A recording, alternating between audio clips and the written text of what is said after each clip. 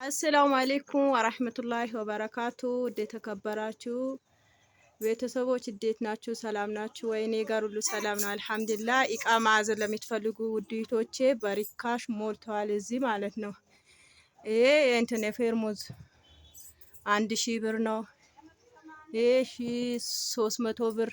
ይሄ ማቆርቆራ ደግሞ የውሃው ትልቁ 700 ብር። ይሄ እዚህ ጋር ላይ በትልቁ አለ። ፌርሙዝ ደግሞ በከረኑ አለ። የሚታዙ እህቶቼ ስልክ አስቀምጣለሁ እና የፈለጋችሁት ነገር አለ እዚህ ሱቅ።